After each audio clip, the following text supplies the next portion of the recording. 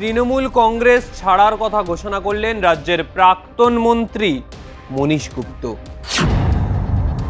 এই হেভিওয়েটদের প্রস্থান তৃণমূলকে যে আরো বড় ধাক্কা দিল তা বলাই বাহুল্য।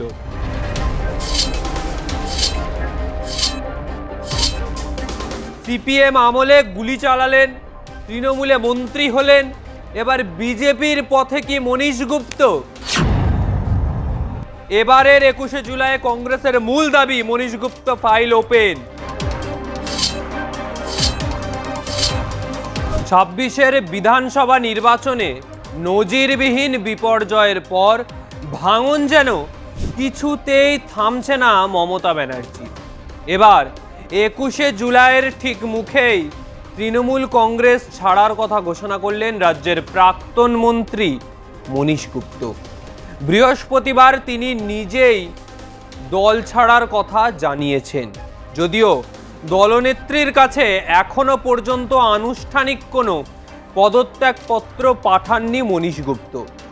তবে স্পষ্ট ভাষায় তিনি জানিয়ে দিয়েছেন এই দলে তাঁর আর নতুন করে কিছু করার নেই, তাই অযথা সময় নষ্ট না করে সরে দাঁড়ানোর সিদ্ধান্ত নিয়েছেন তিনি।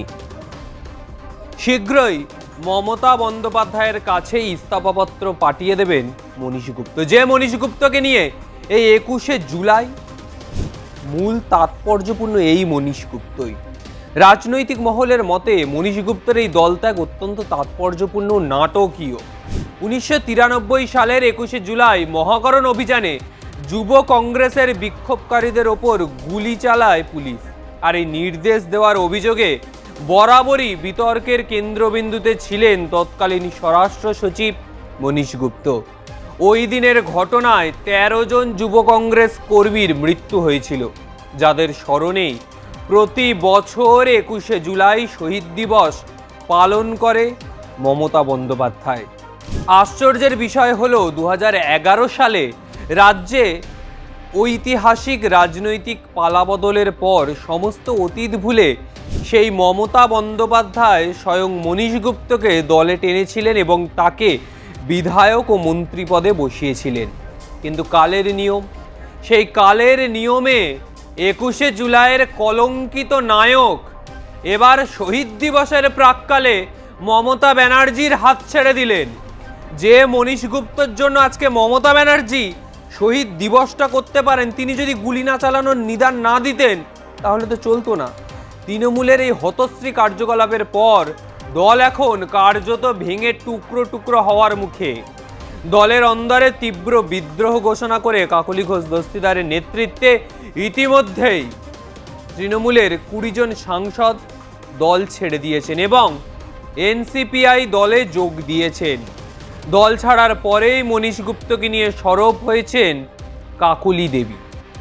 33 বছর আগের সেই নৃশংস গুলিচালনার ঘটনার মূল কারিগরকে কোনো তদন্ত ছাড়াই কেন তৃণমূলে স্থান দেওয়া হয়েছিল তা নিয়ে তিনি সরাসরি প্রশ্ন তুলেছেন মমতা বন্দ্যোপাধ্যায়ের দিকেই। কারণ মমতা বন্দ্যোপাধ্যায় একটা সময় এই মনীশ গুপ্তর বিরুদ্ধে কথা বলতেন। শুধু তাই নয়, বর্তমান মুখ্যমন্ত্রী শুভেন্দু অধিকারীকে লেখা যে চিঠি মনীশ গুপ্তর বিরুদ্ধে নতুন করে তদন্ত শুরু করার জোরালো আবেদনও জানিয়েছেন তিনি।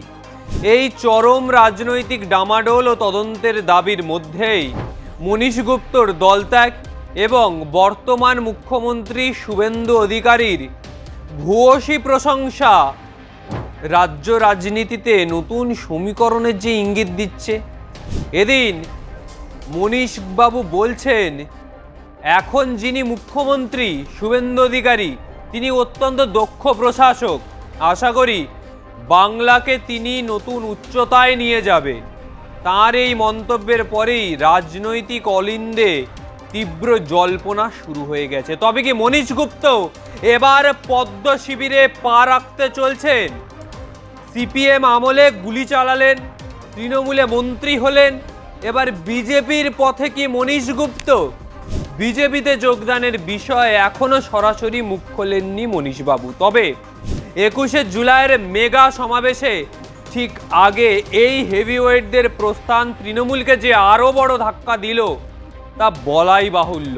তবে এবারের 21শে জুলাইকে কেন্দ্র করে মমতা ব্যানার্জি যেমন প্রতিবারেই রাজনৈতিক রণকৌশল ঠিক করেন 21শের মঞ্চে, 21শের মঞ্চ শুধু শহীদ স্মরণে সীমাবদ্ধ থাকতো না।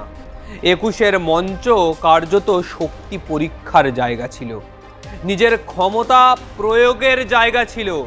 কিভাবে নিজের ক্ষমতা জাহির করতে হবে সেই জায়গা ছিল এই 21শের মঞ্চ। আর এই 21শের মঞ্চে এবার নজিরবিহীনভাবে কিভাবে আগামী সময় এগোবে তৃণমূল, কিভাবে আগামীর পথে এগিয়ে যাবে তৃণমূল কংগ্রেস, সেটাই দেখার। নেতারা একে একে তোলাবাজিতে জেলে যাওয়ার ভয়ে মমতা ব্যানার্জির পাশ ছেড়ে চলে যাচ্ছে। মনীশ গুপ্ত কেন যাচ্ছে? এই গুলি চালনা, কংগ্রেস বারবারই বলছে মনীশ গুপ্তর ফাইল ওপেন করতে হবে, সেটা শুভঙ্কর সরকার হোক, সুমন রায়চৌধুরী হোক, সৌম্য রায় হোক বা যেই হোক না কেন, প্রত্যেকে বলছেন এবারের 21শে জুলাই কংগ্রেসের মূল দাবি মনীশ গুপ্ত ফাইল ওপেন। আর এই মনীশ গুপ্ত 2011 সালে জেলে যাওয়ার ভয়ে তৃণমূলে ঢুকলো, আর এবার 26শে পালাবদলের পর আবার জেলযাত্রার ভয়ে শুভেন্দু অধিকারীকে মাথায় তুলে জয় জয়কার করছে। এইসব বিশ্বাসঘাতকরা আর এইসব ডুপ্লিকেট পাবলিকরা যারা রাজনীতিতে রয়েছে, তাদের জন্য সাফার করে কর্মীরা। যে কর্মীরা আজকে তাকে নেতা বানিয়েছে, সেই কর্মীরা কি আগামী সময় আদৌ বিশ্বাস করতে পারবে? এখন সেটাই দেখার। তবে আজকের মতো বিদায় নিচ্ছি। ভিডিওটা ভালো লাগলে অবশ্যই লাইক কমেন্ট করুন, চ্যানেলটি সাবস্ক্রাইব করুন, আপনার মতামত জানান। আগামী সময় আর কোন কোন বিষয়ে ভিডিও দেখতে চান অবশ্যই জানাবেন। নমস্কার।